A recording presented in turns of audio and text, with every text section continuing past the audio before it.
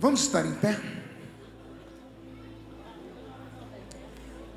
E em pé, eu quero aqui fazer menção de um nome de um grande homem que fez parte da minha história, que logo no início, quando eu estava começando, ele acreditou muito em mim, que foi o pastor Geraldo Nonato, de quem eu tenho só boas lembranças e uma saudade que chega a apertar o peito.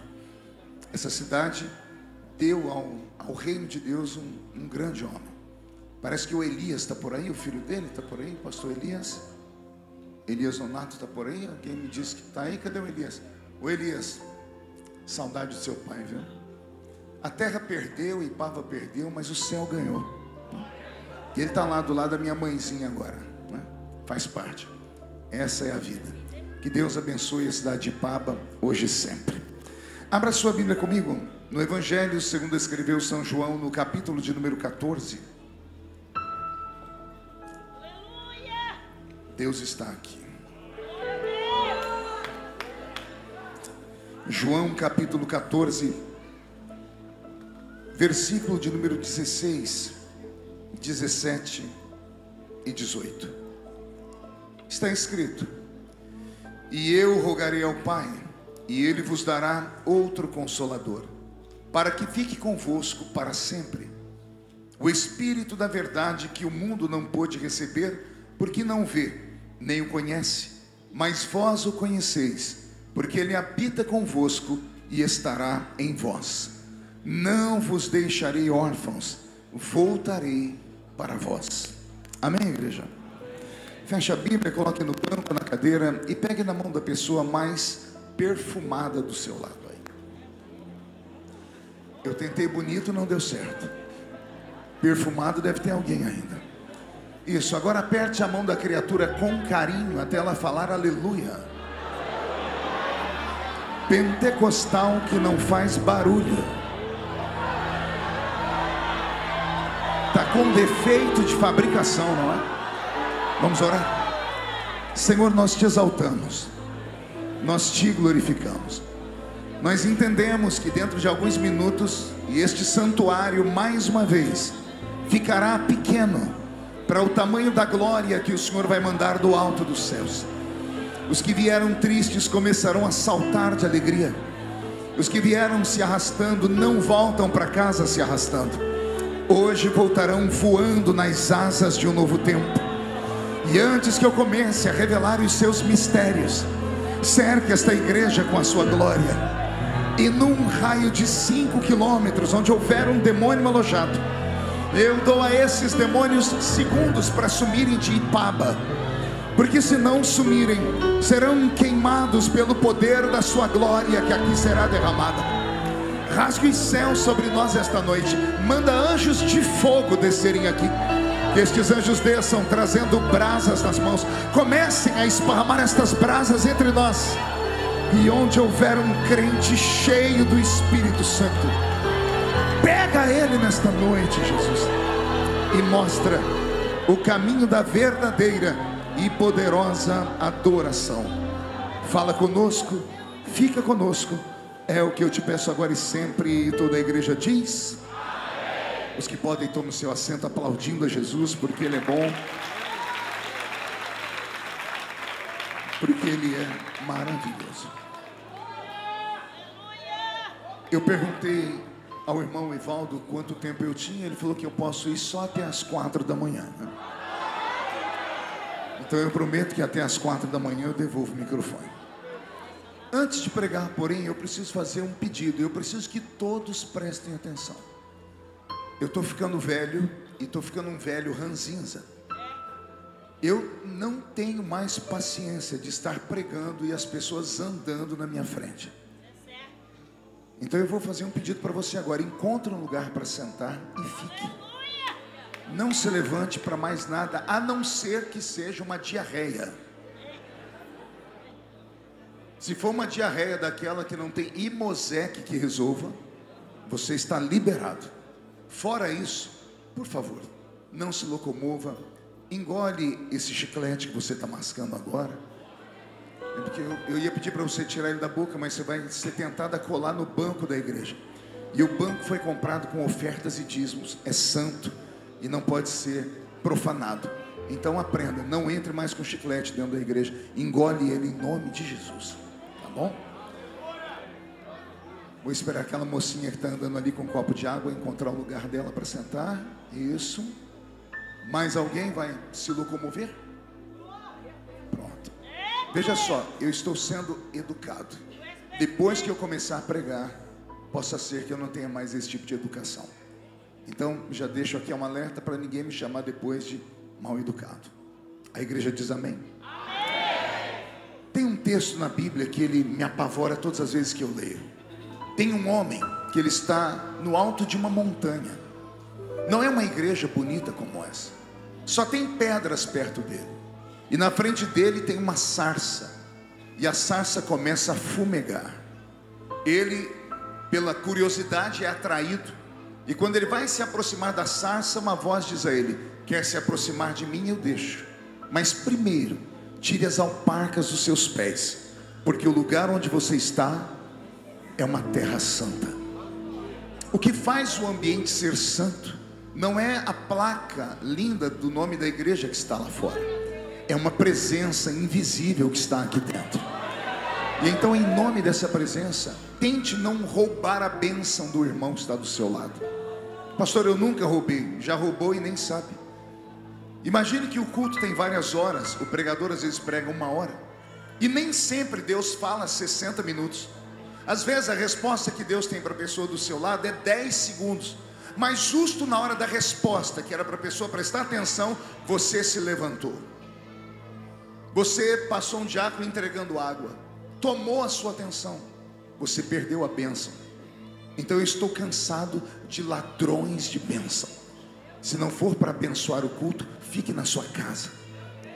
Amém? E se quiser, a porta da rua é serventia da casa. Mas nessa noite, se ficar comigo, eu prometo, ou o céu desce aqui, ou essa igreja vai subir ao céu essa noite. Posso ouvir mais um grito de glória a Deus? Perfeito. Roberto, mande a música para mim, filho. O quê? Tem gente lá fora assistindo? Tem um telão lá fora? Será que eles estão ouvindo a gente? Só quem está aí fora, dê um grito de glória a Deus. Uma salva de palmas para esse povo que está lá fora.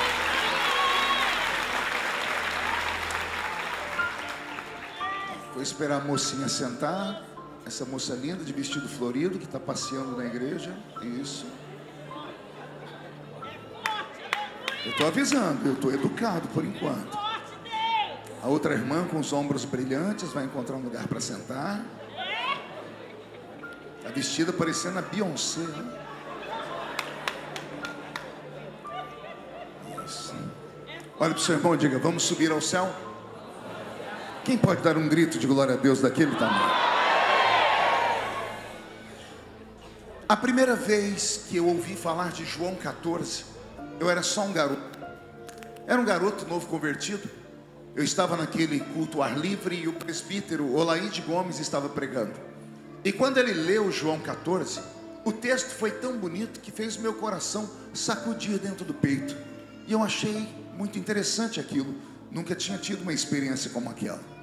Passou uma semana e eu tive o meu primeiro evangelismo pessoal. Áureos anos em que os assembleianos pegavam folhetinhos e saíam distribuindo de porta em porta. O líder da mocidade chamava-se Marcos também, e ele era muito regrado, e ele nos separou em duplas e nos deu um conselho: antes de distribuir qualquer folheto, leia, porque se a pessoa perguntar o que está escrito, você sabe dizer. E eu, novo convertido, todo novo convertido é muito obediente, fui para um canto e peguei o folheto, um folheto grande da Sociedade Bíblica do Brasil. Tinha uma paisagem em cima e um texto. Quando eu comecei a ler o texto, João 14, eu fiquei tão feliz. Li a primeira vez o texto com os olhos abertos. Na segunda vez que eu fui ler o folheto, eu já li com o olho semicerrado. Na terceira vez, aconteceu uma proeza. Eu consegui ler com os olhos fechados, ou seja, eu havia decorado o texto. E para mim foi uma grande conquista. Eu chamei o meu amigo de evangelismo e contei para ele: recebi o meu primeiro milagre na igreja dos crentes. E ele falou: qual milagre? Decorei João 14. Eu achei que ele ia ficar feliz, ia bater palmas. Ele olhou para mim com uma cara de desdém e disse: João 14, todo assembleiano sabe de cor. Jogou um balde de água fria em cima de mim. O tempo passou e eu descobri que ele estava certo. João 14 faz parte, se não da nova safra desses crentes Nutella, pelo menos dos crentes raízes, a gente tem ele no peito. Quer ver? Não se turbe. Credes em Deus, porque na casa de meu pai, porque se não fosse assim, vou preparar-vos um lugar, e virei outra vez, e vos levarei para mim mesmo, para que onde eu estiver, estejai vós também. Olha que coisa linda. Eu não preguei, eu apenas recitei um texto. É claro que não é um texto escrito por qualquer um, é um texto da Bíblia. Porém, mesmo textos da Bíblia, nem todos eles provocam esse tipo de emoção na gente quando nós lemos. Não sei se vocês já pararam para perceber isso. Esse livro sagrado, para chegar em nossas mãos, foi preciso 1600 anos. Um conjunto de 40 escritores. Entre eles estavam profetas, poetas, sacerdotes, reis, políticos, gente de todas as classes, gente rica, gente pobre, gente que tem o nome escrito aqui, livros com o seu nome, mas eles nunca escreveram porque eram analfabetos. Quem escreveram foram os seus discípulos. Por exemplo, o Evangelho de Marcos. O Evangelho de Marcos foi ditado pela boca do apóstolo São Pedro, porque Pedro não sabia ler nem escrever. Está escrito lá em Atos capítulo 4, leia do verso 7 ao verso 13, e você vai ver que depois que Pedro prega lá, quando ele cura aquele paralítico na porta Formosa, alguém diz: não são pois esses homens iletrados, não são pois esses homens incultos, como pois os ouvimos pregar com tamanha eloquência? Iletrado e inculto é analfabeto. Então a Bíblia tem essas nuances. Alguns textos que nós lemos enchem o coração da gente de fé. Tem alguns textos da Bíblia Sagrada, por exemplo, que quando você recita, o crente que se é pentecostal, ele já quase entra no mistério. Quer ver um crente ficar feliz? É alguém recitar para ele o Salmo 91. Se citar o Salmo 23, então, se citar Josué 1:9, né? Não te mandei eu, esforça-te, tem bom ânimo, não pasmes, nem te espantes, porque o Senhor teu Deus será contigo por onde quer que andares. Isaías 43, alguns textos da Bíblia carregam sobre eles uma autoridade, uma unção tão grande, que faz a gente sentir o céu bem baixinho. E eu fui estudar o motivo disso e descobri. Esse texto de João 14, por exemplo, que nós recitamos e nos alegramos, há um porquê dele ser tão vivo. Ele é vivo porque saiu da boca do próprio Deus encarnado. Eu me lembro que na década de 90, quando a Sociedade Bíblica do Brasil lançou a Bíblia Viva, onde as partes que Jesus fala está em vermelho, aquilo foi um despertamento para a gente que era do interior, do meio da roça. Começamos a entender que nem todos os escritos da Bíblia saíram da boca de homens normais, alguns saíram da boca do próprio Deus. E interessante, quando é Deus que fala em primeira pessoa, a gente sente a presença dele. João 14 é um desses textos. Não foi Miguel quem recitou ele, o arcanjo. Não foi Gabriel, o anjo. Não foi o apóstolo São Paulo, o erudito do Novo Testamento. Não foi o sábio Salomão, do Velho. Foi Yeshua, o filho de Maria, que nessa noite está entre nós aqui nesse culto, e já já vai manifestar o seu poder e a sua glória. Então João 14, quando a gente lê esse texto, ele enche o coração da gente de alegria. Com o passar dos anos, me tornei uma pessoa estudiosa, e eu descobri algumas coisas que eu quero compartilhar com os irmãos aqui. Esse livro que nós chamamos de Bíblia, que tem 39 livros no Velho Testamento e 27 livros no Novo Testamento, ele não foi escrito para ser comercializado. A princípio ninguém sonhava que se tornaria um opúsculo grande como esse aqui. A palavra Bíblia vem de biblos, ou seja, biblioteca, um ajuntamento de livros.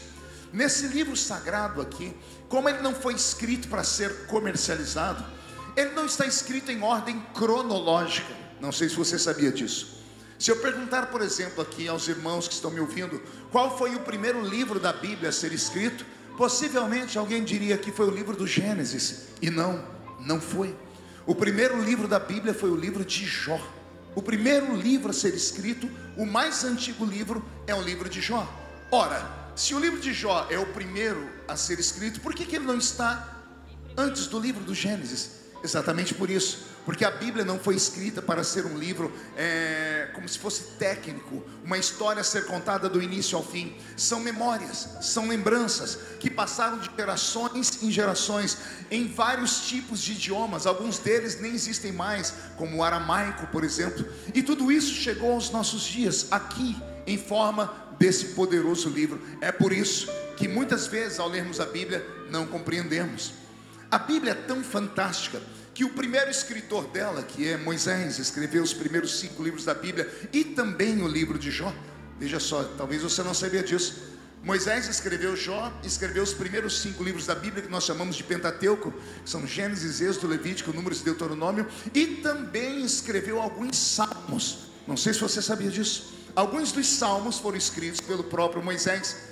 Moisés, o primeiro escritor da Bíblia, está distante do último, que escreveu o último livro, o último de todos a estar vivo, que foi o apóstolo São João, que escreveu o Evangelho de João, as suas cartas e o livro do Apocalipse.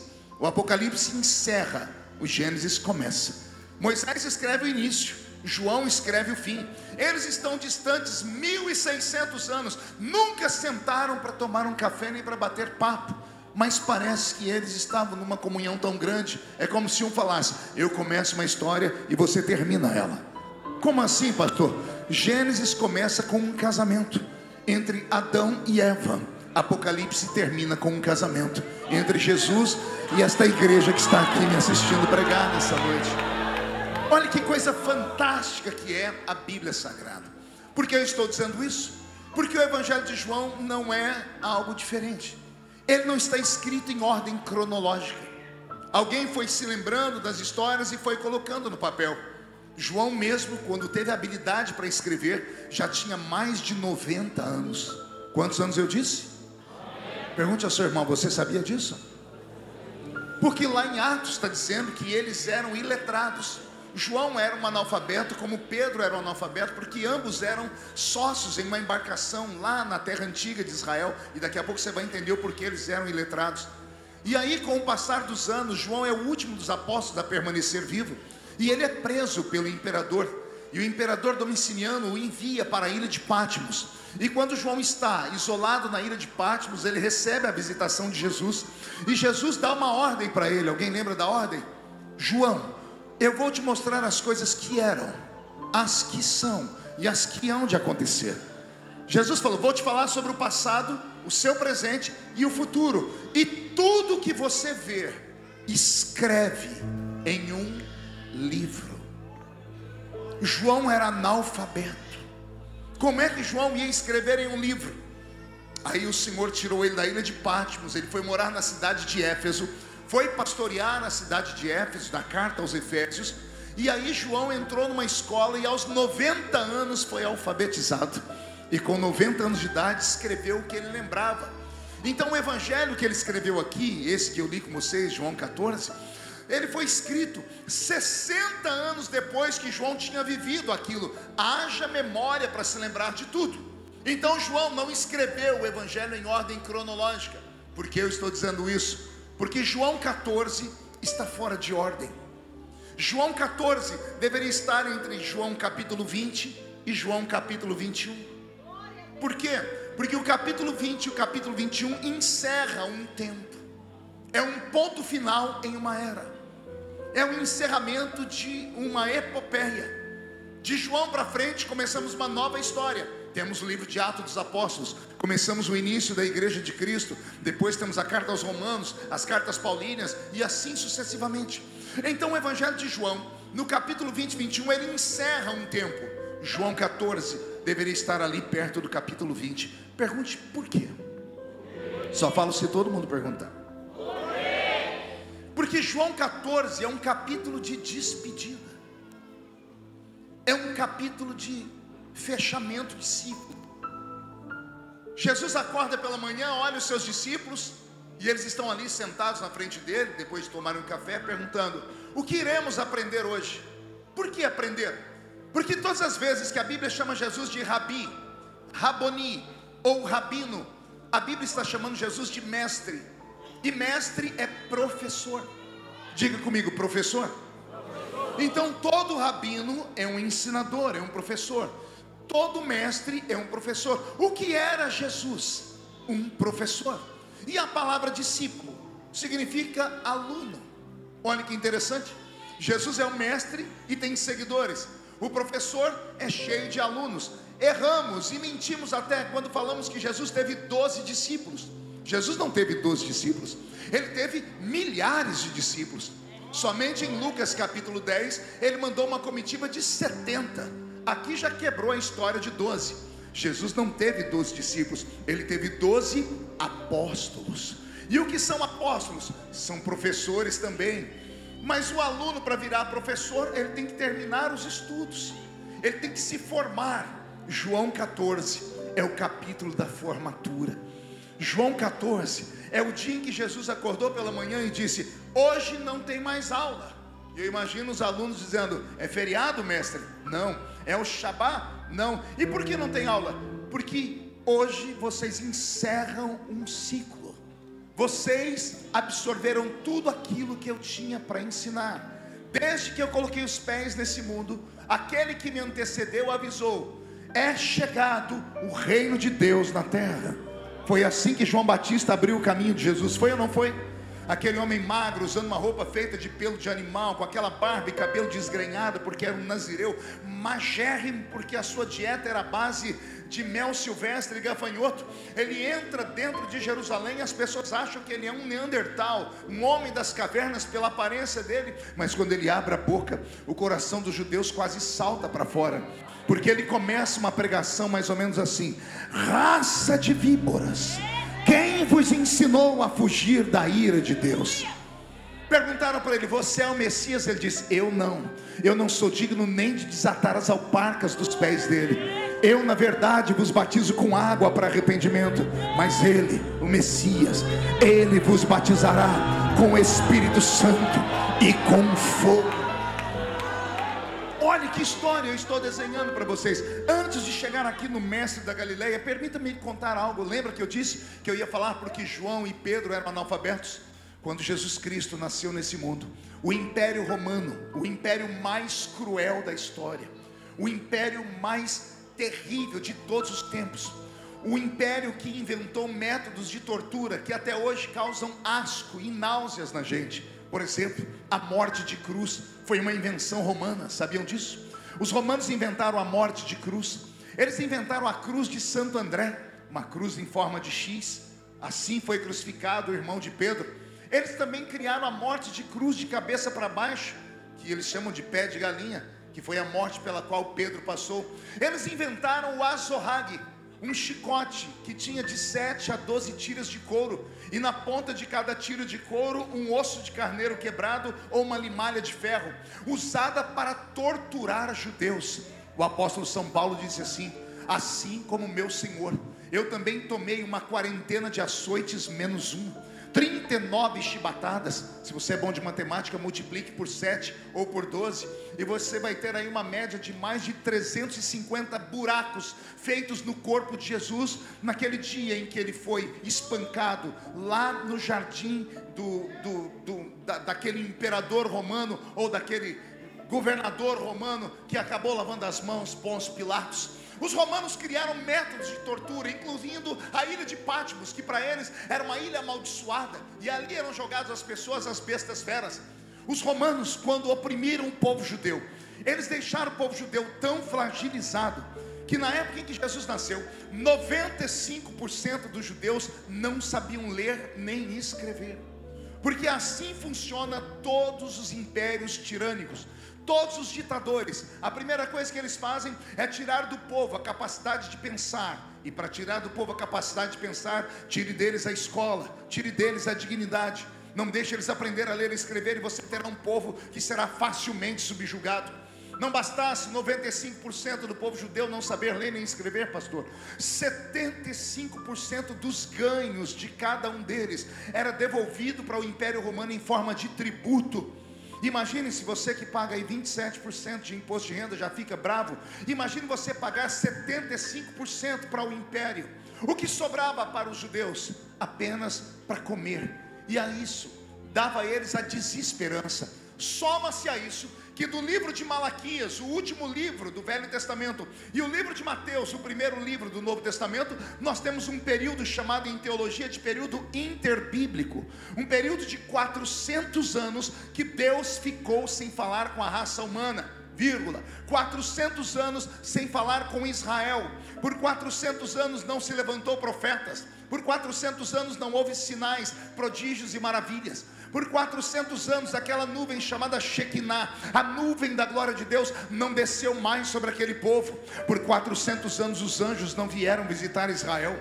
Por 400 anos aquele anjo formidável do Velho Testamento, chamado de anjo do Senhor, que era o próprio Jesus em forma teofânica na terra, ele também não se manifestou na terra. Por 400 anos os judeus entenderam e acharam que Deus os tinha abandonado.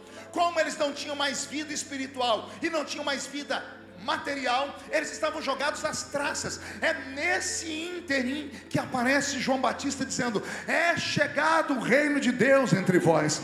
Por isso que as pessoas não apedrejaram ele, corriam atrás dele, mesmo sendo a palavra dele dura, porque na ausência da voz de Deus, quando Deus fala a primeira vez, não importa se é coisa boa ou ruim, o povo diz: fala, Senhor, porque o teu servo ouve.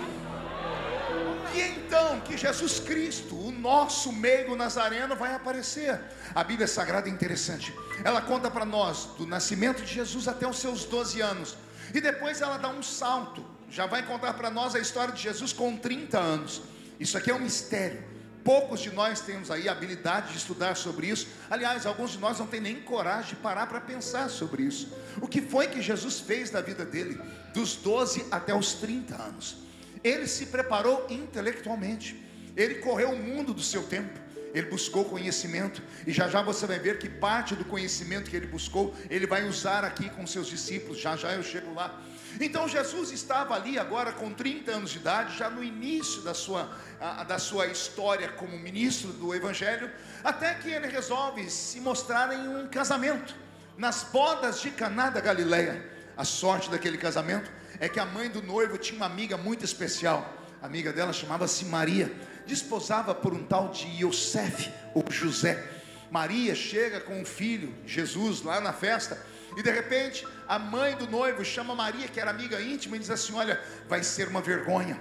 Para o judeu não tem nada mais vergonhoso que ele promover um casamento e não dar uma festa de 7 dias para os convidados.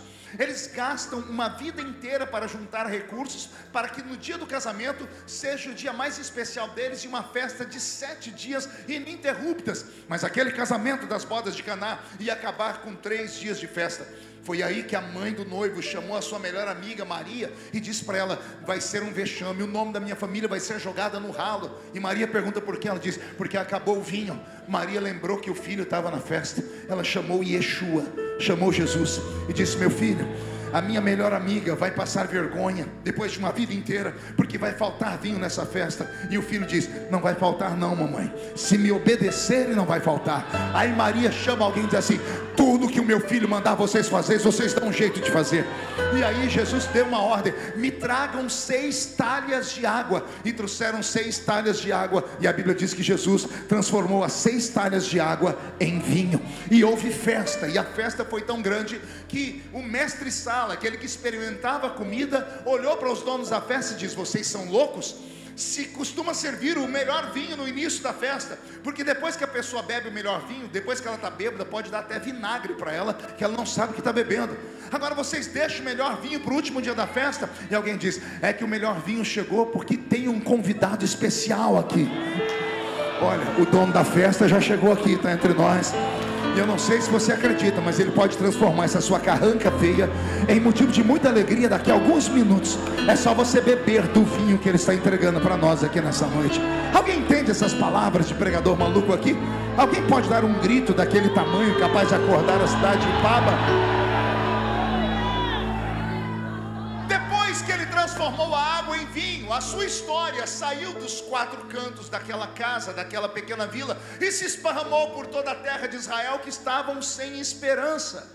E quando alguém diz: tem um homem que transforma água em vinho, começaram a segui-lo, para vê-lo de repente curar cegos, levantar paralíticos, dar palavras fantásticas, ver ele fazer coisas extraordinárias, como pisar em cima das águas, conversar com o vento. As pessoas começaram a dizer: parece que voltamos no tempo em que Deus resolveu olhar para nós. E as pessoas começaram a seguir esse tal de Yeshua. E quando começaram a segui-lo, ele ficou extremamente feliz. E Jesus criou então uma escola, que nós em teologia chamamos de escola apostólica. Qual o nome da escola? Escola apostólica. A escola começou e foi o maior sucesso do seu tempo. Não há indícios na história de outro personagem daquele mundo antigo que teve o êxito que Jesus teve, de fazer uma escola ao ar livre, e em apenas uma única aula ter na sua frente 5.000 alunos homens, fora mulheres e crianças que pararam para ouvir. Se cada homem tivesse uma mulher, cada homem e uma mulher tivesse uma criança, 15.000 alunos aprendendo aos pés daquele grande ensinador. 15.000 pessoas que deixaram o seu dia a dia para seguir atrás dele. Quem já leu a Bíblia, os 4 evangelhos, deve ter visto que as procissões corriam atrás de Jesus. Não era uma, não eram duas, multidões inteiras iam atrás dele. Por que essas pessoas corriam atrás dele? Será que elas não tinham mais o que fazer?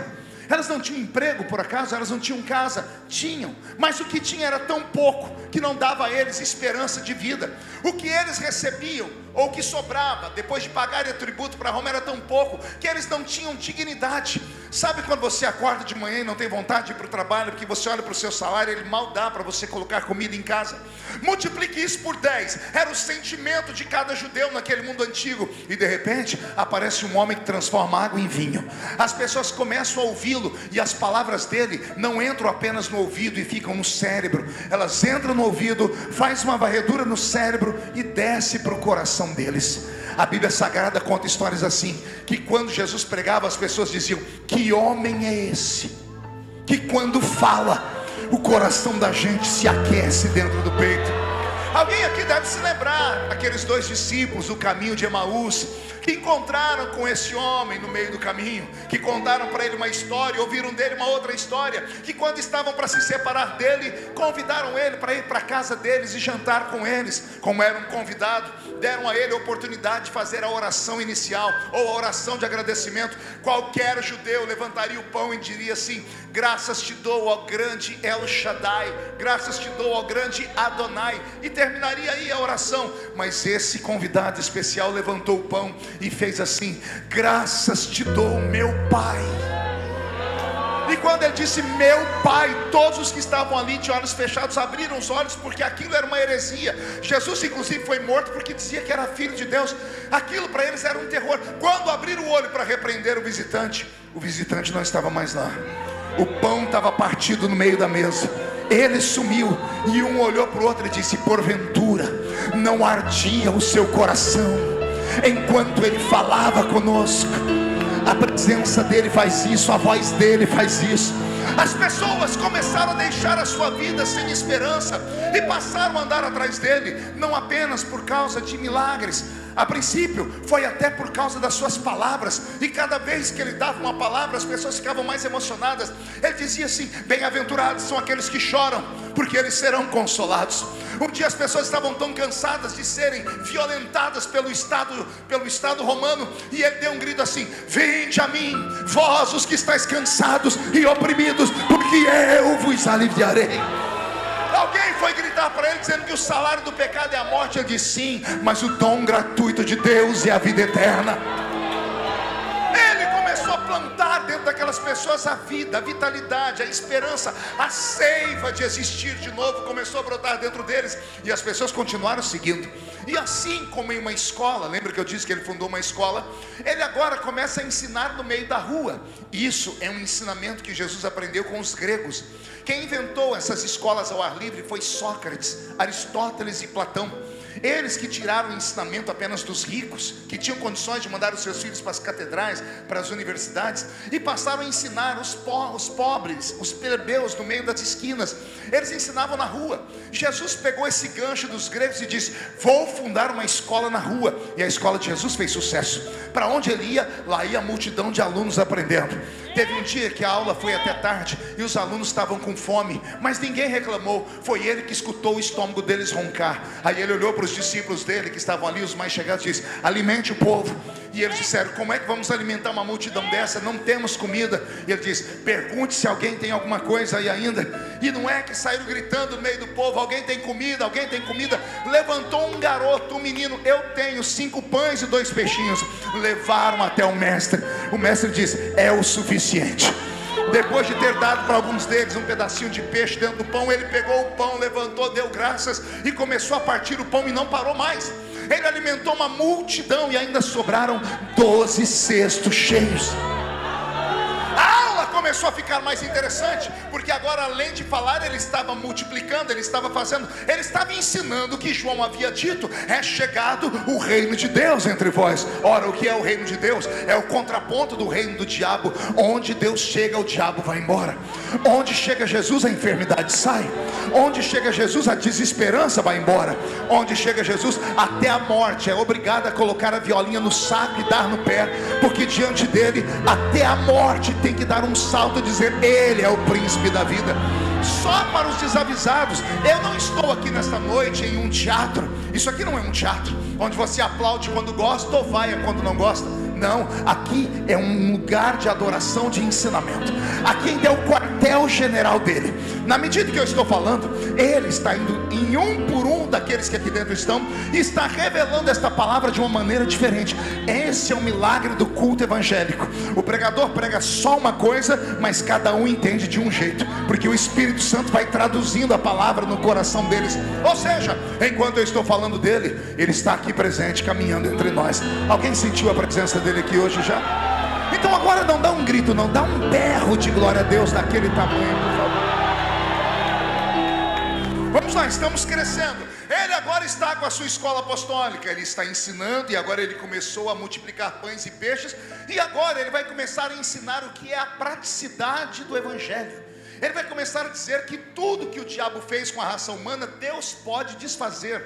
O homem não nasceu para morrer. A morte é um acidente de percurso. Por isso que todas as vezes que a morte cruzou o caminho de Jesus, ela se deu mal. Tem 3 histórias de morte na história dos evangelhos, colocando Jesus do lado deles. Não sei se vocês se lembram. Tem 3 defuntos famosos na Bíblia. Um é a filha de Jairo, é a filha de Jairo. O segundo é o filho da viúva de Naim. E o terceiro é o defunto mais famoso da Bíblia. Qual é o nome dele? Lázaro. As 3 vezes que a morte cruzou o caminho de Jesus, Jesus acabou com ela. Ele entrou lá onde a menina estava morta, dentro de casa. E detalhe, se a pessoa está morta dentro de casa, ainda é velório. Jesus chegou e acabou com o velório, dizendo: levanta. E a menina levantou.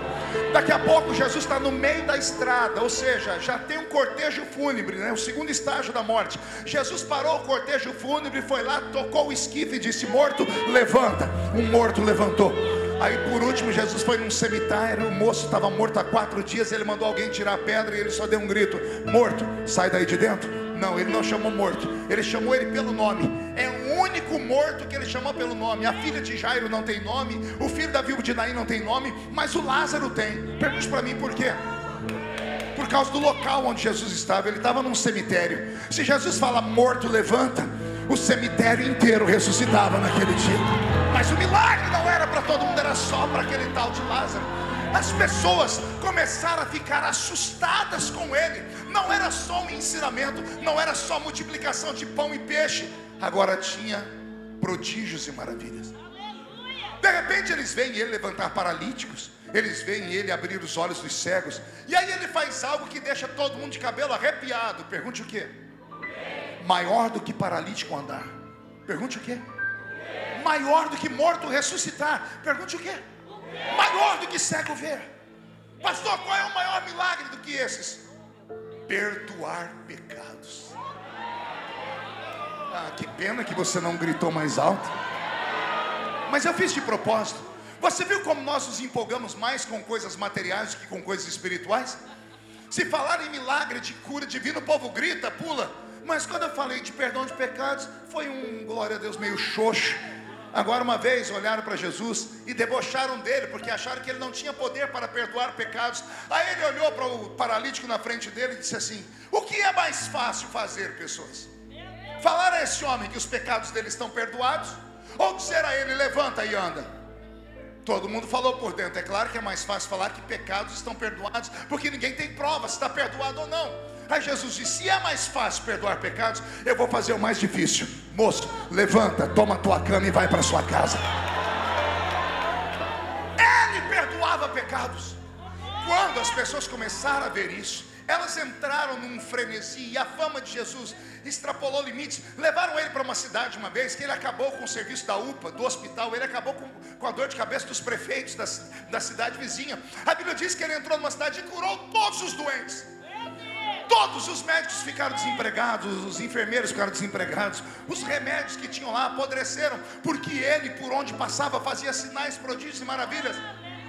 Até que ele percebeu que os alunos dele estavam mais empolgados com os milagres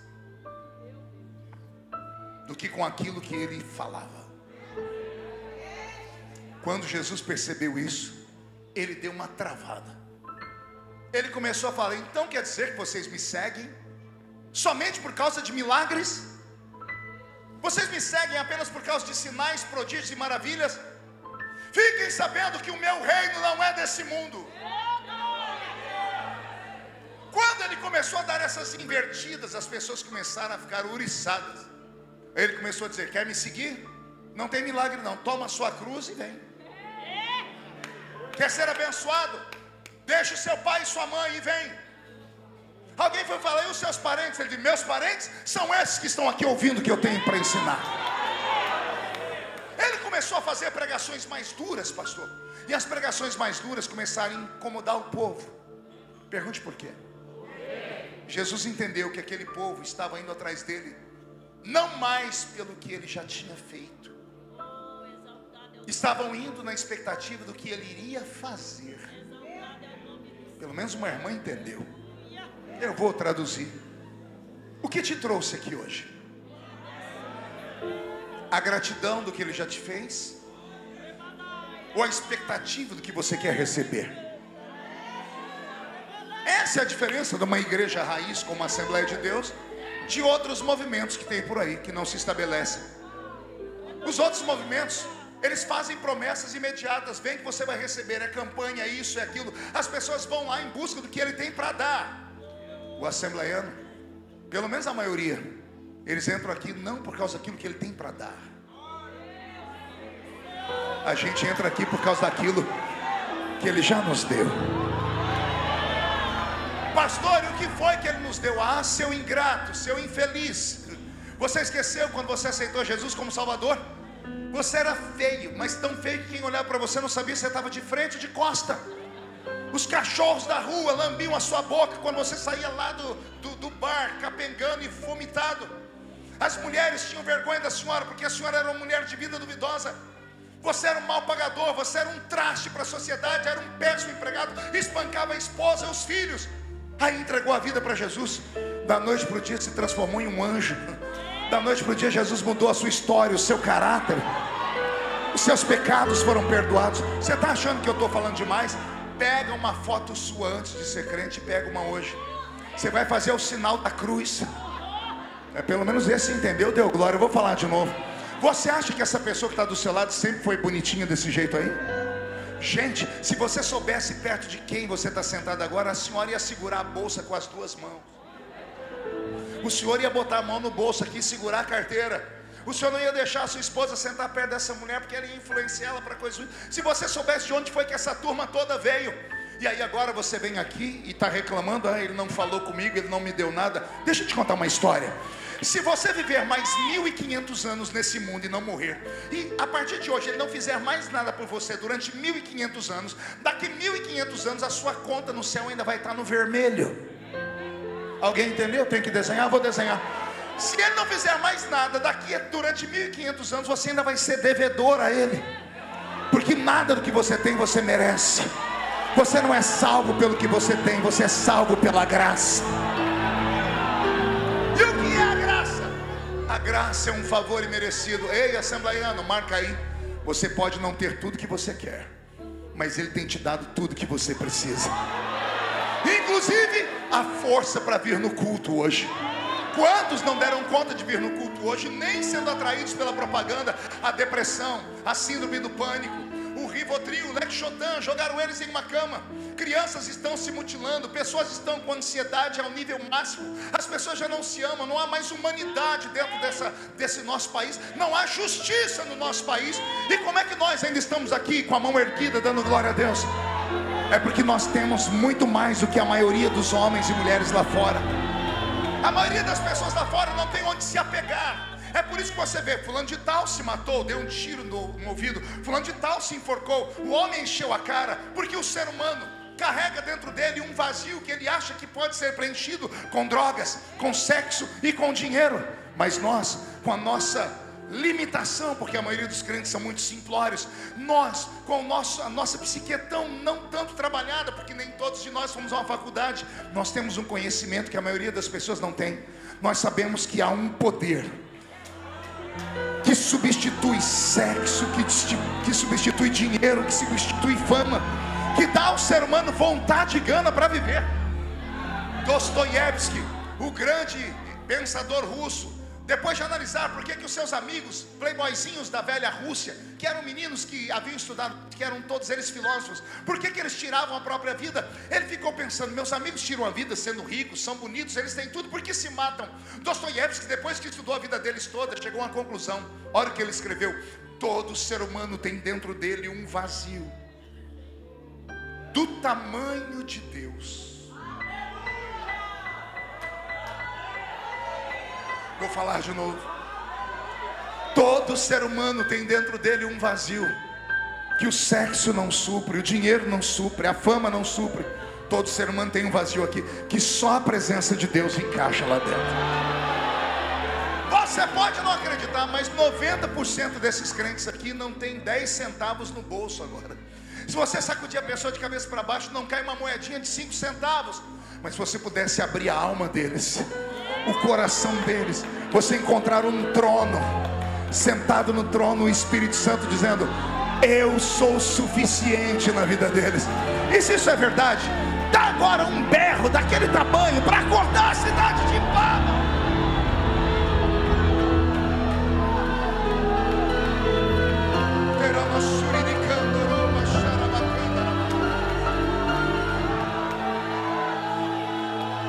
Pastor, por que o senhor está pregando tudo isso? Porque é um congresso de missões.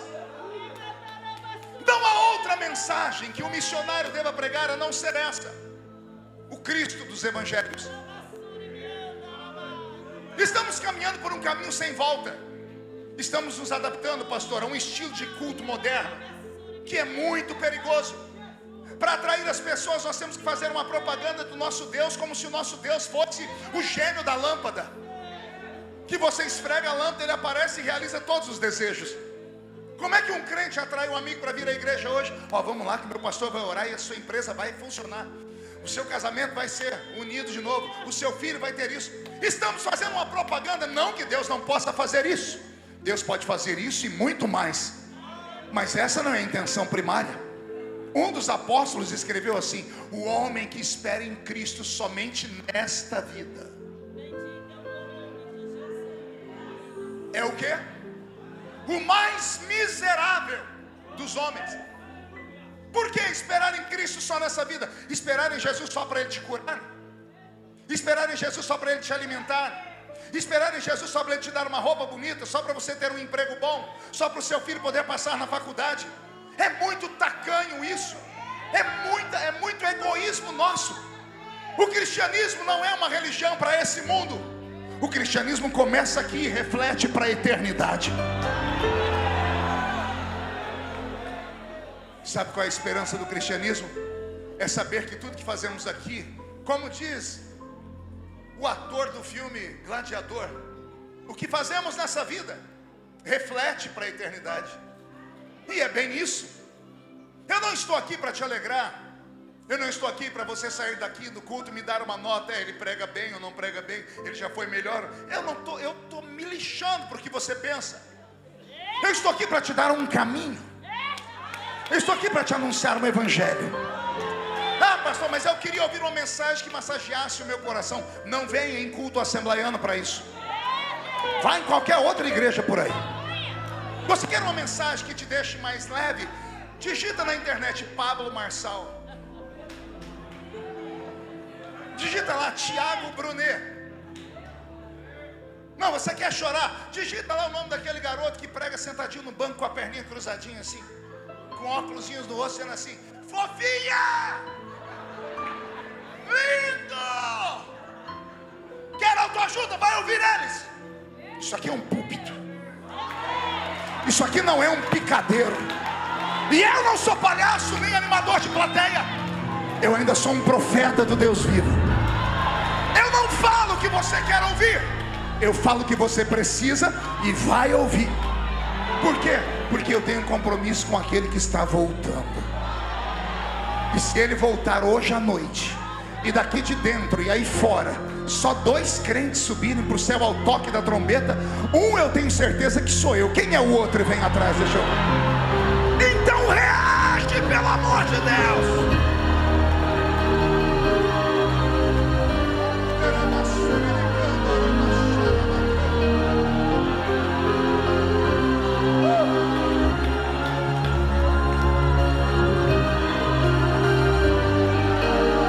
A nossa fé em um culto de missões não pode escapar a isso. As pessoas estão cansadas de uma vida frívola. Se riqueza resolvesse, a Inglaterra não era o país com maior índice de suicídio entre adolescentes.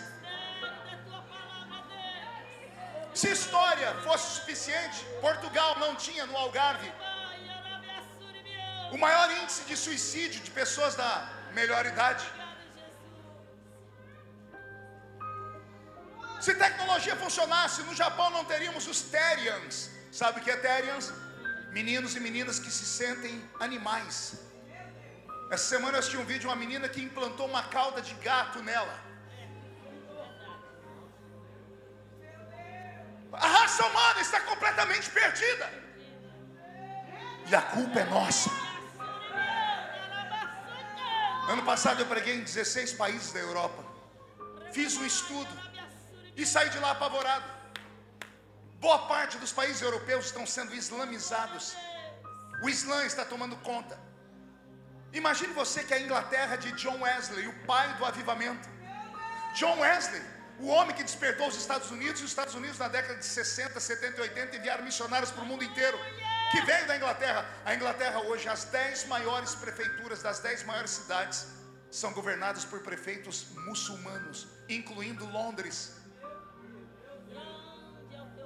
Os bairros ingleses estão tomados pela lei da Sharia, ou seja, não é mais a lei inglesa que funciona.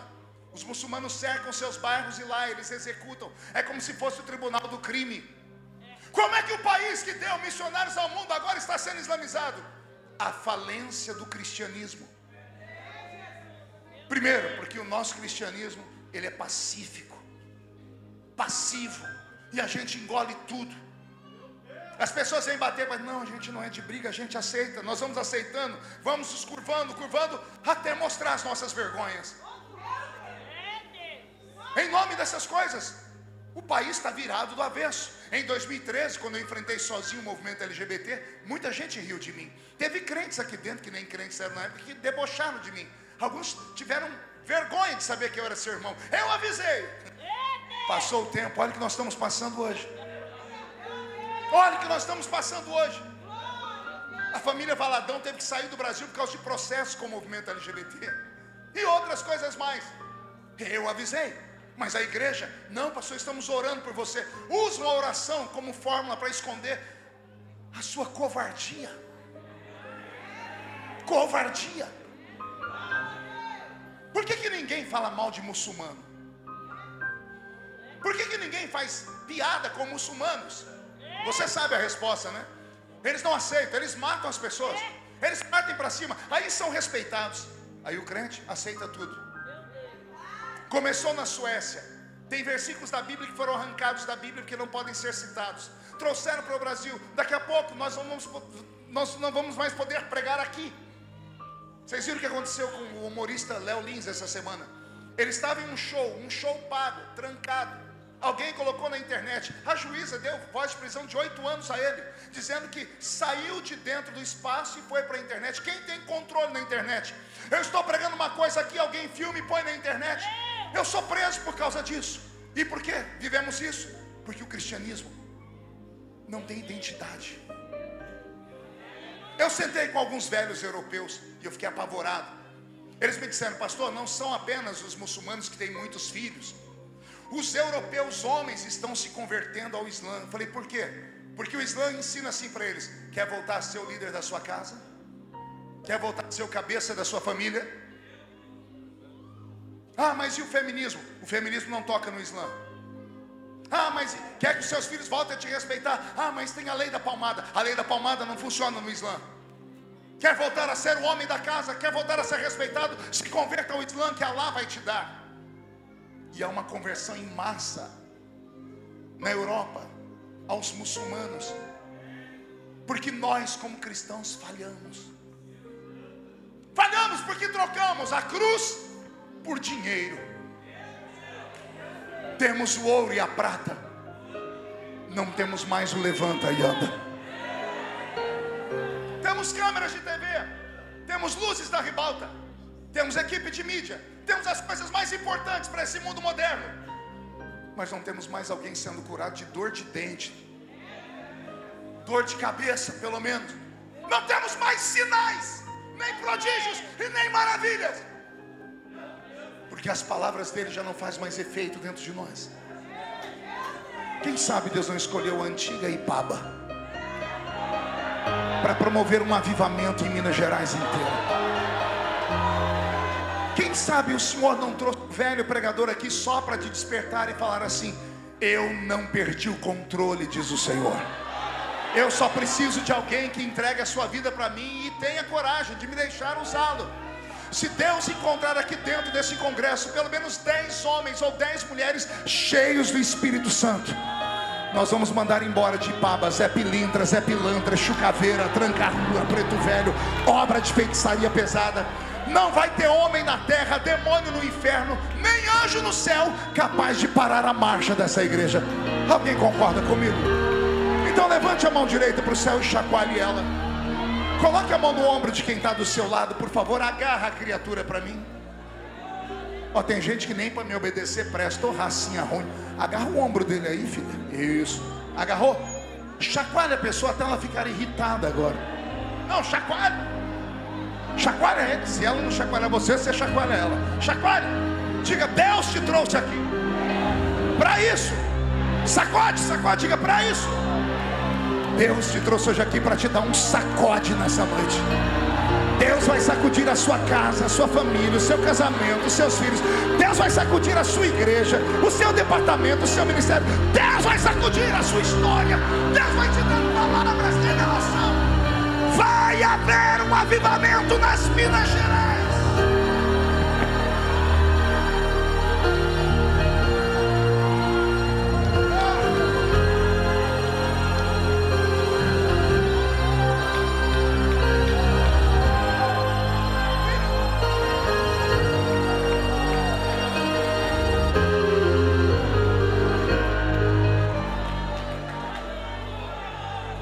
A escola começa a se desintegrar.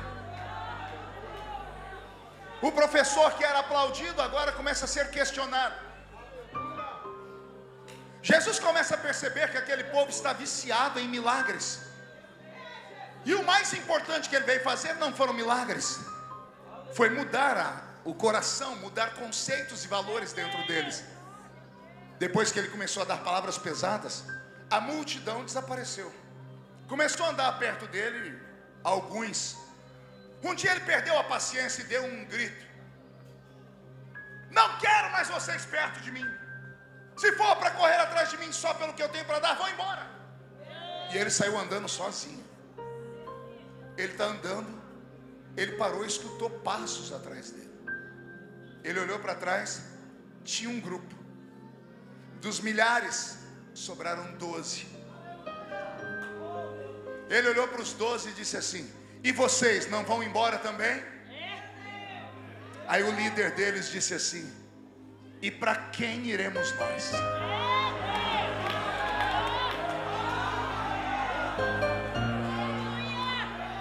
Para quem iremos nós, se só tu tens milagre, pão, peixe? Não. Para quem iremos nós, se só tu tens palavra de vida eterna? Naquele momento Jesus ficou feliz, porque ele entendeu que daquela multidão toda, 12 haviam compreendido a missão dele.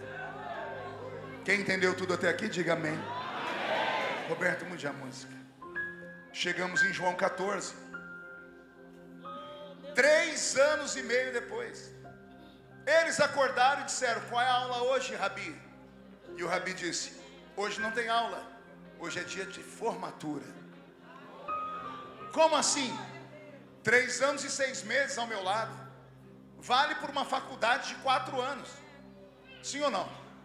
90% das faculdades do Brasil são 4 anos. Só que você tira feriado, sábado e domingo, sobra 3 anos e 6 meses.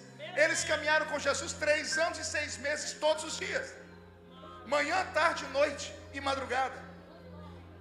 Depois de 3 anos e 6 meses, Jesus disse: olha, eu estou feliz porque eu concluí minha missão. Eu estou fechando a escola hoje. E o que o senhor vai fazer? Eu agora vou dar a vocês o diploma, porque vocês não vão ser mais alunos. Agora vocês serão apóstolos. Não chamarei mais vocês de meus discípulos. Agora eu chamarei vocês de meus amigos. Vocês concluíram com louvor. É o dia da formatura. E o senhor vai fazer o que depois daqui? Eu vou voltar para minha casa. E quando Jesus disse que ia voltar para casa, o coração deles ficou apertado. Como é que o senhor sabe? Não se turbe o vosso coração. Credes em Deus, credes também em mim. Porque na casa de meu pai, porque se não fosse assim, eu vou teria dito: eu vou preparar lugar para vocês, e virei outra vez, e vos levarei para mim mesmo, para que onde eu estiver, estejai vós também. Foi a maneira que Jesus achou de deixar eles felizes, mas nem isso deixou eles felizes. Jesus não compreendia porque o coração deles estava turbado. Jesus até imaginou que era por causa de milagres. E olha o que ele falou: meninos, fiquem em paz, os milagres vão continuar. Como assim, senhor? Eu vou, mas vocês ficam. E como é o dia da formatura, lembra o que João disse quando ele chegou? É chegado o reino de Deus entre vós? Sim, senhor. Agora eu mudo a pregação. Qual é a pregação agora? Eis que o reino de Deus está dentro de vós. Entenderam isso ou não? Quando João começou, disse: o reino está chegando. Agora Jesus está indo embora, diz: eu vou embora, mas o reino fica dentro de vocês. Cada um de vocês tem a chave do reino, é um embaixador do reino. Nem isso deixou eles felizes. Então o mestre fala aquilo que todo aluno gosta de ouvir. O sonho do professor é que o aluno se torne melhor do que ele. E Jesus então diz: fiquem tranquilos, porque vocês serão melhores do que eu. Pastor, isso é heresia. Jesus é Deus. Foi ele que falou, não fui eu não. Jesus disse assim: sabe as obras que eu fiz? Vocês farão outras.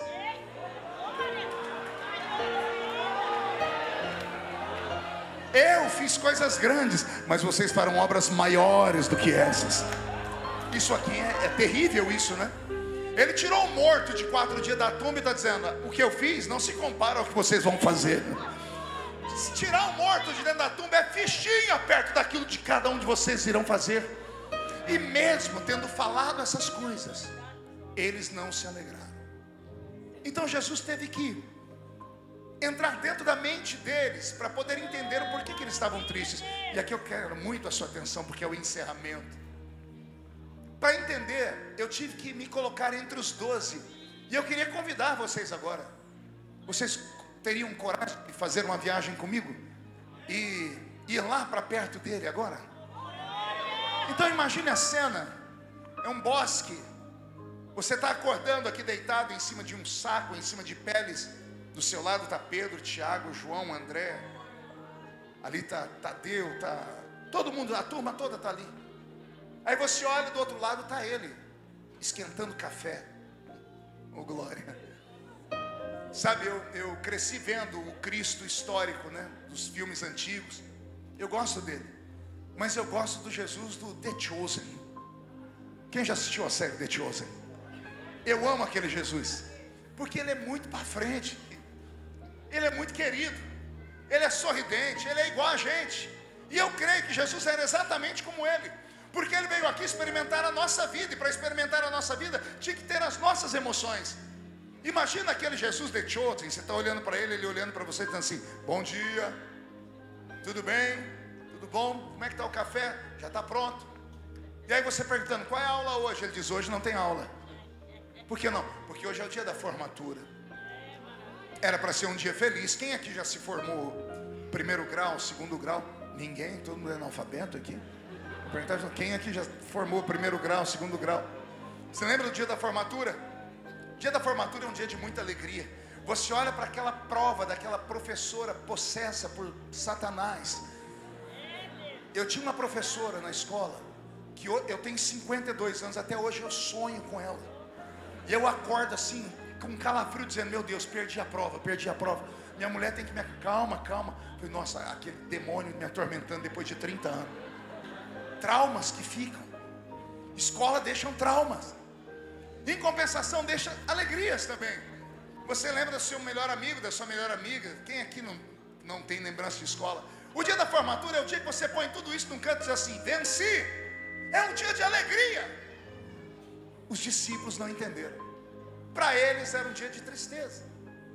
E eu falei: Senhor, me ajuda a entender por que era tristeza. Aí eu me coloquei entre eles e imaginei acordar ao lado de Jesus, tomar café com ele, almoçar com ele, caminhar com ele, jantar com ele, dormir ao lado dele. Está dormindo, ele acordar: vamos orar agora comigo ali no Monte das Oliveiras? Daqui a pouco ele dizer: gente, vamos cantar um hino aqui. Imagina 3 anos e 6 meses nessa simbiose, nessa comunhão, nessa cumplicidade. Vocês vão entender agora por que eles ficaram tristes. Quando Jesus disse: eu vou embora, o coração deles ficou desse tamanho, porque eles não estavam mais preocupados com milagres. Eles venceram essa fase. Eles não estavam mais preocupados nem com o que ele ensinava, porque depois de 4 anos eles já sabiam tudo. Eles não estavam preocupados com peixe e pão. Eles estavam preocupados com a presença dele. Vou falar de novo. Eles já não se importavam mais com o que ele falava ou fazia. Eles se importavam em olhar para o lado e dizer: ele está ali, está bom. Eles se preocupavam em estar andando, parar no aquitando, olhar: não, Jesus está ali, então eu estou protegido. Eles iam para outro lugar: não, Jesus está aqui, então está tudo bem. Aí de repente Jesus diz: eu vou embora. Eles se sentiram sozinhos, solitários. E foi isso que fez com que Jesus fizesse a maior de todas as promessas. Se segura no banco aí, porque antes eu tenho que falar sobre isso. Será que só eu tenho sentido que está faltando alguma coisa nos nossos cultos? Será que é a minha barba branca? Será que é porque eu estou velho demais? Será que eu estou naquela fase de ficar só olhando para o retrovisor? Será que só eu sinto falta dos batismos com o Espírito Santo? Dos testemunhos de cura divina, de conversão genuína? Será que só eu sinto falta de alguém chegar e falar assim: eu tenho um testemunho para contar, fui arrebatado, visitei o céu e voltei? Como é que você acha que esses homens de cabelos brancos, incluindo a mim, estamos firmes até hoje? Você acompanha a minha vida, você sabe que tudo comigo vai para o Jornal Nacional. Porque não é você, Bocó. Só Deus sabe como é duro. Mas você nunca se perguntou como é que ele não para? Eu prego há 33 anos, quase 100 países do mundo, em todos os continentes da terra. Mensagens em inglês, espanhol, português. Eu preguei no Brasil em mais de 4.700 municípios. Eu atingi a geração dos seus filhos, dos seus netos e a sua. Sou um ser humano de carne e osso e passo por lutas violentas. E tudo comigo, repito, vai para o Jornal Nacional. Aí você deve perguntar, como é que o senhor aguenta? Pergunte para mim, como é que o senhor aguenta? Para mim é tão fácil.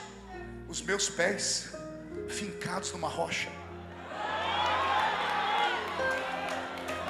Os meus olhos viram a glória de Deus. Os meus ouvidos ouviram a voz do Senhor. O meu coração sentiu a presença dEle. Vou usar uma linguagem moderna. Quem já pisou no Santo dos Santos,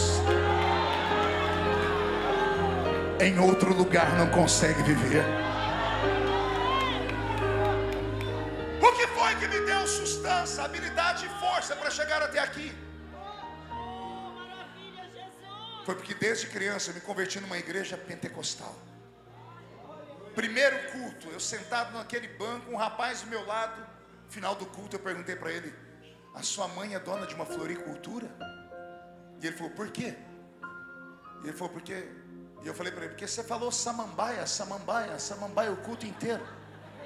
Ele olhou para mim, deu um sorriso banguelo. Ele só tinha 2 dentes na boca, o zagueiro e o atacante. Ele olhou para mim e disse assim: não é samambaia não, é língua de anjo. Eu falei: e você fala língua de anjo? Ele disse: falo, e está na Bíblia. Eu disse: me mostra. Ele diz: Atos dos Apóstolos capítulo 2. Eu disse: lê para mim. Ele falou: eu não sei ler. Eu falei: você não sabe ler, mas sabe falar em língua de anjo? Ele disse: não sei ler porque eu faltei da escola, mas a língua de anjo eu nunca faltei da aula. Eu falei: quem é o seu professor? Ele disse: é o Espírito Santo. Eu disse: onde está escrito Atos 2? Pois eu fui no índice da Bíblia que ele tinha, abri em Atos 2 e estava escrito. E estavam todos reunidos no mesmo lugar. Quando de repente veio do céu um som, como de um vento forte e impetuoso, que encheu a casa onde estavam assentados. Foram vistos por eles línguas repartidas como que de fogo, as quais pousaram sobre cada um deles. E todos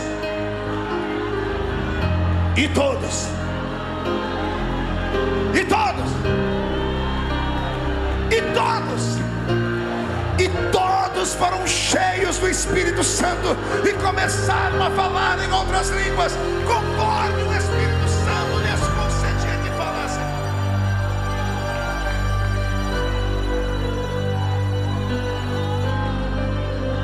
Está faltando a presença. Não, pastor, está faltando a presença dele. Eu passei a vida toda pregando Apocalipse 3 e 20, com uma interpretação, uma hermenêutica muito pequena, onde eu dizia às pessoas que me ouviam: Jesus está à porta do seu coração batendo, eis que estou à porta e bato, se alguém ouvir a minha voz e abrir a porta, eu entrarei, cearei com ele e ele será comigo. Eu usei esse texto de Apocalipse 3 e 20 para pregar em cultos ao ar livre, até que eu entendi que o texto não é para ímpio. O texto não é para fazer proselitismo, não é para converter pessoas. O texto é literal. Jesus está dizendo: eu estou na porta de uma igreja fundada no meu nome. O alicerce da igreja é o meu nome. A doutrina dela está no meu nome. A palavra que ela prega está no meu nome. Mas eu, Jesus, o fundador, não posso entrar dentro dessa igreja. Igrejas sem a presença dele. Pastor, o senhor pegou pesado. Peguei. Porque sem a presença dele não vale nada. Sem a presença dele é só show. Sem a presença dele é só entretenimento.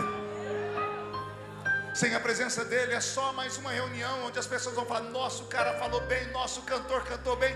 E as pessoas vão sair por aquela porta e vão voltar para os seus pecados de estimação. Vão terminar essa noite ainda no banheiro ou no seu quarto, debaixo da coberta, olhando as porcarias, as pornografias, mandando suas mensagens lascivas, seus nudes, suas fotos. E aí alguém me pergunta: por que não tem mais cura? Por que não tem mais milagre? Por que não tem mais sinais? Nós afastamos o Espírito Santo. Por quê, pastor? Porque ele é santo. Vou falar de novo. Ele é santo.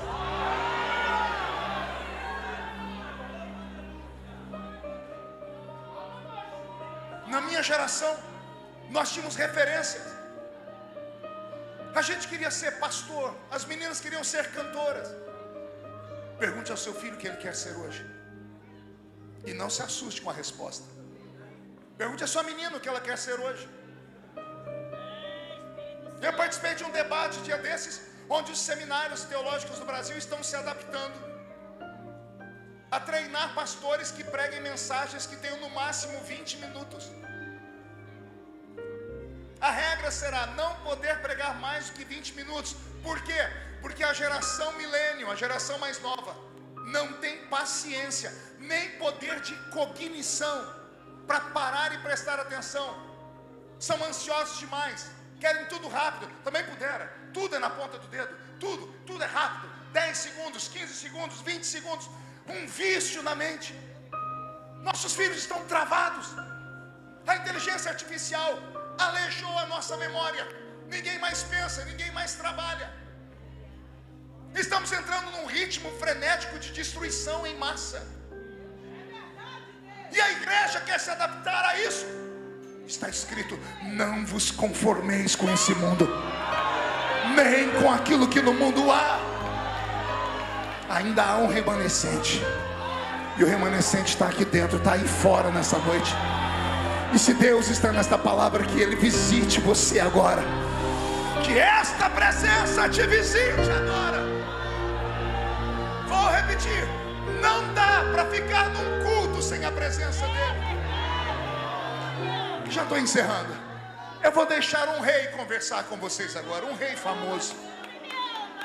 Vou deixar um rei que no fim da vida cometeu um pecado tão truculento que custou a presença. Ele olhava para o palácio dele, lindo. Ele olhava para a recâmara dele, cheio de ouro e prata. Ele olhava para os livros de história. O homem segundo o coração de Deus, o homem que trouxe a arca de volta, o homem que matou Golias. Nada disso deixava ele feliz. Aí ele se trancou no quarto e foi falar com Deus. E nas entrelinhas ele falava assim: tira a fama,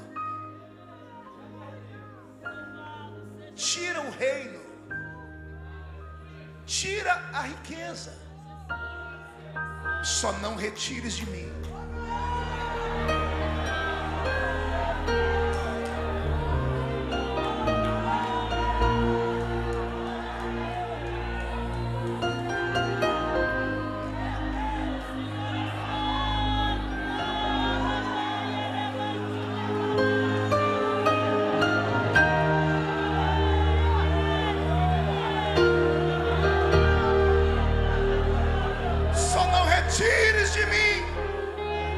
presença do seu Espírito. Ei, Jesus não me trouxe aqui apenas para festa. Eu estava no hotel à tarde, ele falou comigo: depois de mais de 10 anos, filho, eu te trago aqui porque alguns ainda daquela época estão vivos e você precisa despertá-los. Jesus não mudou. O Deus da nossa juventude não mudou. O Deus que levantou esse garoto que era cortador de cana de açúcar, que banhava laranja, algodão e café no interior de São Paulo, é o mesmo Deus que opera ainda hoje. Só que está faltando a presença dele. Quando os discípulos fizeram Jesus entender que eles não queriam que ele fosse embora, Jesus ficou feliz e fez uma promessa. Olha o que ele disse: já entendi vocês, fiquem tranquilos, porque eu vou, e quando eu for, Ele virá.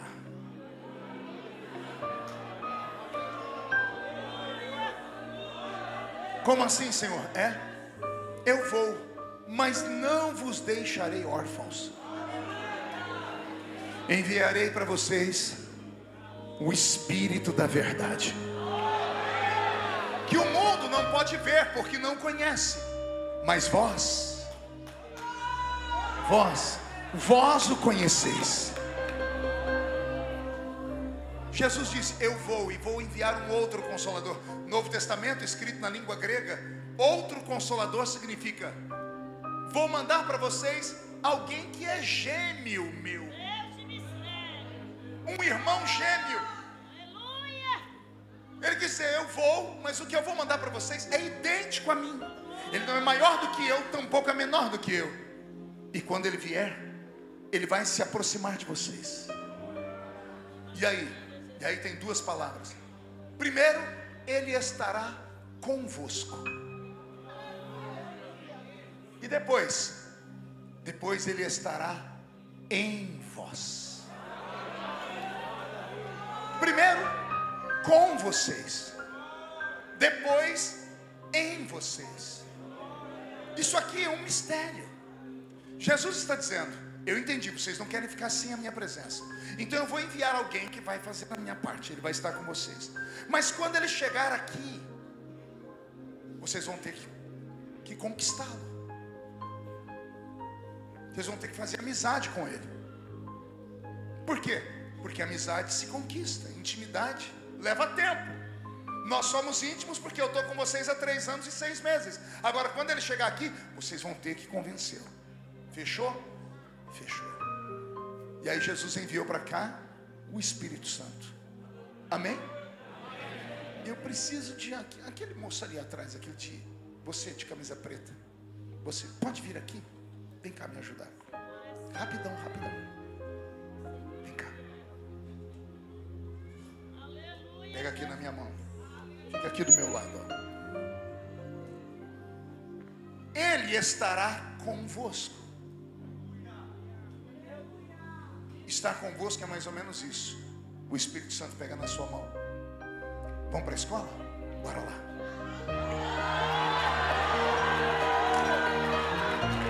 Você para, ele para. Você recua, ele recua. Você vai para o trabalho, ele vai, porque ele está convosco. Desde que você aceitou Jesus, o Espírito Santo está com você. O problema é que o Espírito Santo não é um tirano. Então isso não é um problema, é uma bênção. Todavia, vai ter dias que você vai querer ir para lugares ou fazer coisas que ele não quer e ele não faz. Então ele vai lutar com você, tentando te impedir. Mais ou menos assim. Você vai querer ir, me segura. Mas eu quero ir. Mas eu quero fazer. Escute. Por que ele faz isso? Porque é ele quem convence o homem do pecado, da justiça e do juízo. Todavia, ele não vai brigar com você para sempre. Como ele não é autoritário, vai chegar uma hora que ele vai fazer isso aqui com você, ó.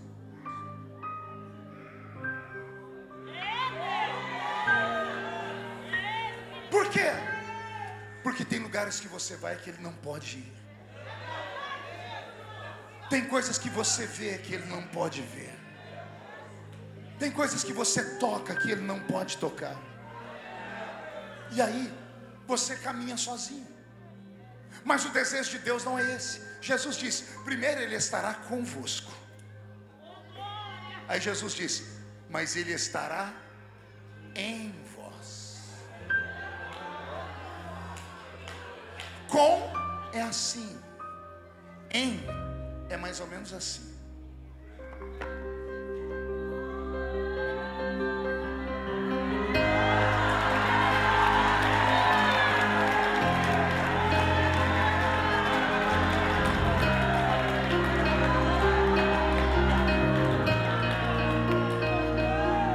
O desejo dele é que vocês dois sejam um.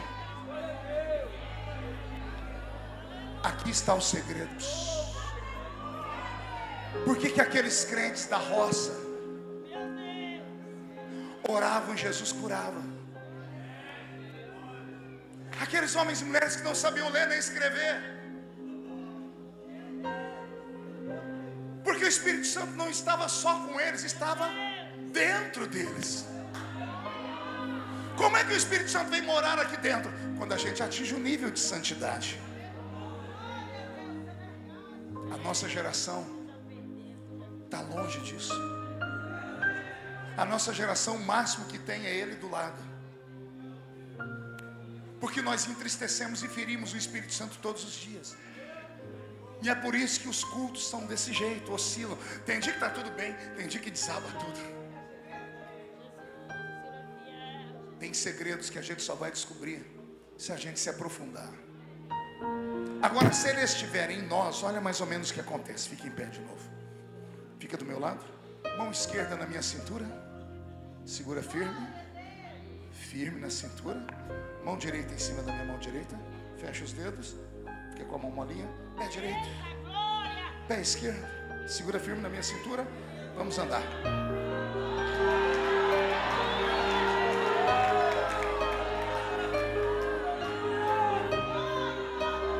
Escuta aí. A Bíblia diz: porão a mão sobre os enfermos e os...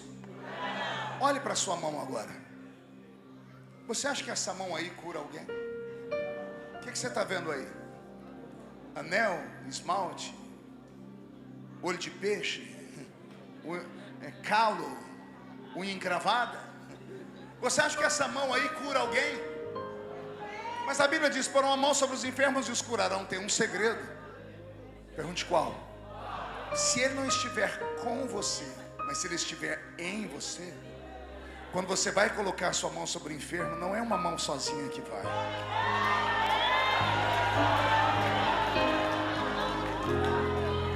Não é a sua mão que a enfermidade respeita, é a mão dele, porque Ele é Deus.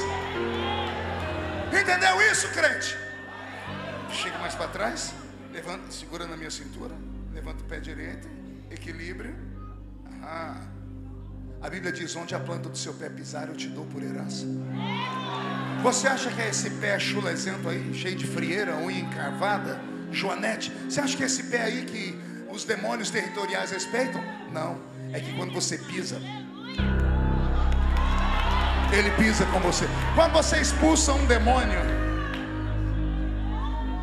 quando você aponta o dedo, você acha mesmo que é esse dedo seu que eles respeitam? É que dentro de você tem outra pessoa. Vós sois o templo do Espírito Santo. Deus quer te levar para um nível mais forte.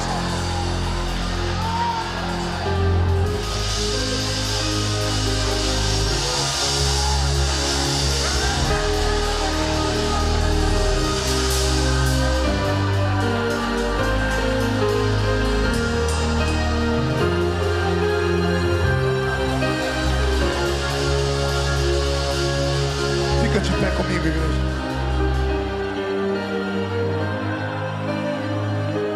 Ele está aí. Ele está aqui. O Espírito Santo está aqui. Não vos deixarei órfãos. Enviarei para vós um outro Consolador. E é a presença dele que fará Jesus ser real para nós. Feche seus olhos. Eu vou fazer um convite nessa noite. Eu não sei se alguém vai atender o convite, mas eu vou fazer assim mesmo. Feche os olhos. Eu queria aqui perto de mim nesse altar só homens e mulheres que tenham a coragem de dizer: pastor, eu preciso dessa presença de novo. Eu não falo mais em línguas, eu não profetizo mais, eu não sonho mais, eu não tenho mais ânimo. Eu já fui mais crente, eu me perdi no meio do caminho. Eu queria ser um obreiro, eu queria ser um missionário, eu queria ser um pastor. Mas aconteceu algum acidente no meio do percurso que roubou a minha fé, a minha paz, a minha esperança. Mas hoje, enquanto o Senhor pregava, Deus foi falando ao meu coração. Se você tiver coragem de sair do seu lugar e vir aqui perto de mim, eu vou orar para Jesus devolver tudo que foi roubado da sua vida. Chegue bem perto, chegue bem perto. Chegue bem perto, bem perto. Chegue mais perto, mais perto.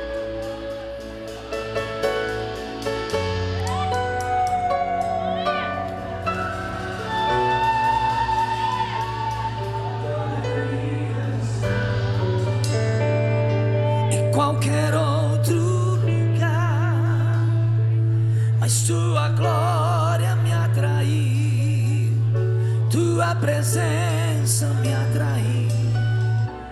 Tentei me esconder por medo de não viver, mas tua glória me atraiu. Tua presença me atraiu. Eu poderia estar em qualquer outro lugar, mas tua glória me atraiu. Tem certeza que não vai vir? Tua presença me atraiu. Tentei me esconder. Vence o orgulho, vem. O medo de não viver, mas tua glória me atraiu. Tua presença me atraiu. É que a sarça pegou fogo e não se consumiu, e a voz que saiu dela um dia me atraiu. E o meu coração queimou até que descobriu que um dia com tua glória vale mais que mil. É que a sarça pegou fogo e não se consumiu, e a voz que saiu dela um dia me atraiu. E o meu coração queimou até que descobriu que um dia com tua glória, um dia com tua glória vale mais que mil.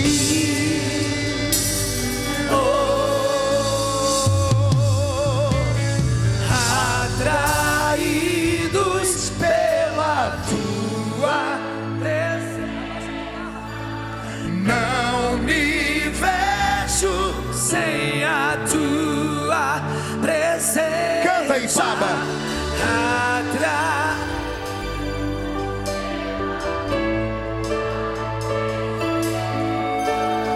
Não me cansarei da tua presença,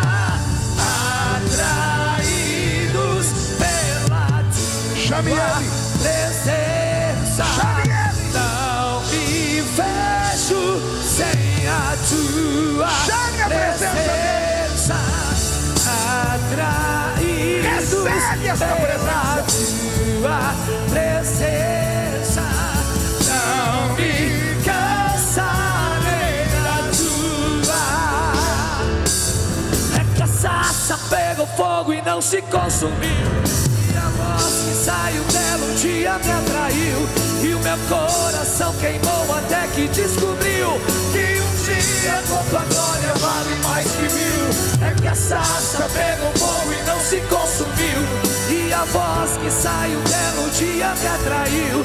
E o meu coração queimou até que descobriu que um dia com tua glória, um dia com tua glória vale mais que mil. Senhor, aqui na minha frente tem uma multidão. Eu não sei se alguém lá fora se aproximou do telão. Eu sei que irmãos que estão na galeria, Senhor, tiveram dificuldades em descer. Mas onde houver alguém nesta noite, ó Pai, que precisa deste renovo, eu te peço que eles coloquem a mão sobre o peito agora, porque o Senhor vai transformar este ambiente num grande oceano. Porque o nosso desejo, Pai, é navegar pelas águas do Espírito de novo. E onde houver alguém, Senhor, que está debaixo de uma promessa, que as promessas comecem a ser reveladas. Os batizados com o Espírito Santo sejam renovados. Os que nunca falaram em línguas estranhas receberão o batismo com o Espírito Santo. E Ipaba será sacudida por um grande avivamento. Transforma este lugar agora. Espírito, Espírito, que desce como fogo, vem como em Pentecoste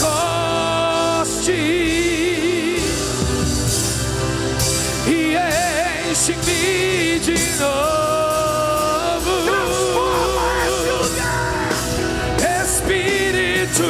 Espírito,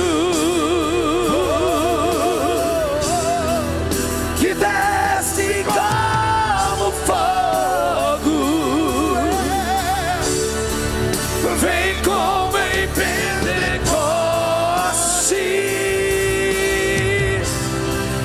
e enche-me de novo. Enche, Jesus, enche. Espírito, Espírito, que desce como fogo,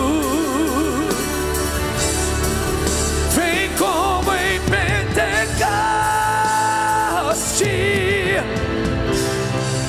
e enche-me de novo. Como profeta de Deus esta noite, eu profetizo que uma vez mais, a aliança que Deus fez com a cidade de Paba está sendo erguida bem alto em forma de uma coroa. Assim como o Senhor falou no passado, Ele fala no presente. Vai haver um despertamento nesse ambiente, vai haver um avivamento nesta cidade, vai haver salvação nos 4 cantos dessa cidade. O estado de Minas Gerais será sacudido por um poderoso avivamento, porque esta graça e esta glória começa hoje à noite. Levante a mão direita para o céu comigo e abra a sua mão e diga: em nome de Jesus, todos os demônios que lutaram contra a minha vida, contra a minha família, que roubaram a intimidade, a santidade, os dons, eu ordeno. Não estou pedindo, estou ordenando. Venha para a palma da minha mão agora. Feche a sua mão com autoridade. Eu vou contar até 3. Nós vamos jogar no chão e vamos pisar em cima. Vai se cumprir Lucas 10:19. Eu vos dei poder para pisar sobre serpentes e sobre escorpiões, sobre todo o poder do diabo, e nada fará mal a vocês. Depois que pisarmos em cima, nós precisamos fechar esta aliança profética num abraço com 1 ou 2 irmãos, porque está escrito que quando 2 entre vós concordam na terra, é ligado no céu. 1, você nunca mais será o mesmo. 1,5, sua família sentirá orgulho de você de novo. 2, quem viver verá para ver o que Deus fará na sua vida nesse ano ainda. 2,5, tudo que foi roubado desta igreja será devolvido. 3, jogue no chão, pisa em cima, abrace 1 ou 2 pessoas.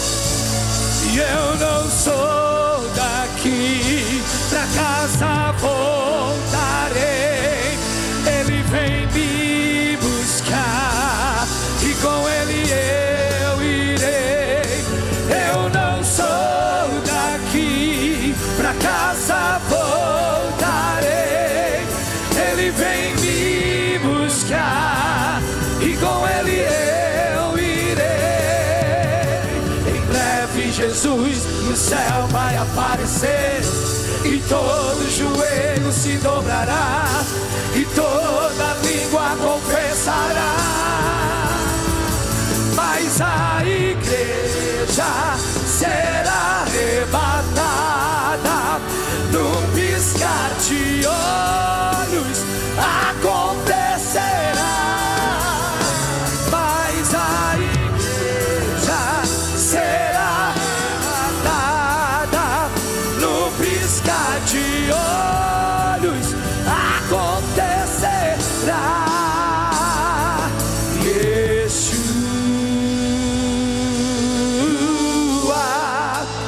Messias aguardado, ele vem me buscar. Canta aí, Fábio. Canta, Minas Gerais. O Messias aguardado, ele vem me. Bem forte de novo. Yeshua, Messias aguardado, ele vem me buscar. Yeshua, o Messias aguardado, ele vem me buscar. Em breve Jesus do céu vai aparecer, e todo joelho se dobrará e toda língua confessará.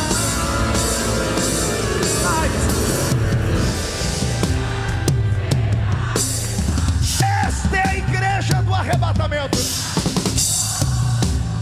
Acontecerá, Mas a igreja será arrebatada no piscar de olhos. Acontecerá. quem pode aplaudir? Quem pode aplaudir e gritar? Quem pode aplaudir, gritar e dar um pulo para cima? Sai da frente, Satanás! Estamos em guerra!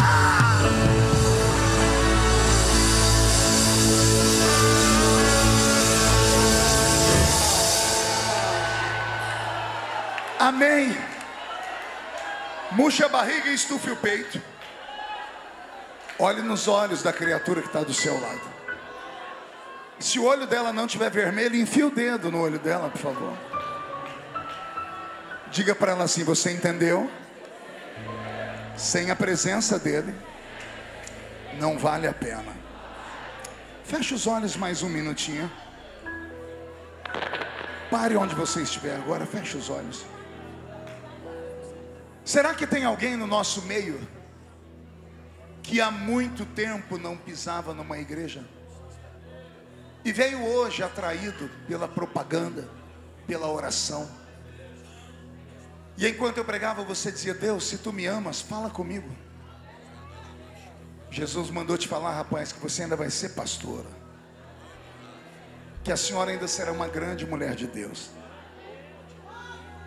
Você não gostaria de voltar nessa noite, de devolver para Jesus aquilo que pertence a Ele, que é a vida? Pastor, mas eu estou magoado, eu sei. Quem deveria cuidar de você foi quem mais te machucou, né? Mas a igreja é feita de gente imperfeita. Mas Jesus nunca te magoou. Se você fizer igual essas pessoas estão fazendo, vindo aqui à frente, nós vamos orar pela sua vida. A igreja de olhos fechados orando. Se você voltar, nós vamos orar para Jesus devolver tudo que foi roubado da sua vida. E o que eu tenho que fazer, pastor? Tem que romper o orgulho e vir aqui na frente. E se eu não for aí na frente? Você vai deixar o orgulho te consumir e te levar embora. Estou te esperando. Se você estiver aí fora, pede licença e entra correndo dentro da igreja. Se você estiver na galeria e quiser descer, nós estamos te esperando. A igreja vai fechar os olhos. Tem muita gente curiosa conversando. Agora é hora de guerra. Enquanto você pensa, será que tem alguém no nosso meio que não é evangélico e veio aqui a convite de um amigo, de um parente, e você vive dizendo: o dia que Deus me chamar eu vou? Será que não é Deus que está te chamando, amigo? Você está com frio na boca do estômago, a perna está bamba, está com vontade de chorar. O que é isso, pastor? É a presença dele. Se você tiver coragem de sair do seu lugar e vir aqui entregar a vida para Jesus, nós vamos orar por você. A igreja orando, a igreja orando. A igreja está em silêncio, mas o céu já está fazendo festa. Tem mais alguém? Isso. Vem, nós estamos te esperando. A porta vai fechar. Tem mais alguém? A igreja estenda as mãos para cá. Senhor, nós colocamos na sua vida, nas suas mãos, essas vidas preciosas. Se só uma tivesse vindo à frente, já teria valido toda a festa. Mas são várias as pessoas que estão vindo. São várias as pessoas que chegaram. Perdoa os pecados. Escreve o nome delas no livro da vida do céu. Toda a maldição herdada ou adquirida está sendo quebrada, despedaçada. Tudo que foi roubado está sendo devolvido. E depois desta noite, quem viver verá. para ver o que o Senhor fará nessas vidas. Porque aquele que estava longe agora se aproximou, quem estava perdido foi encontrado. E a igreja que é soberana diz amém.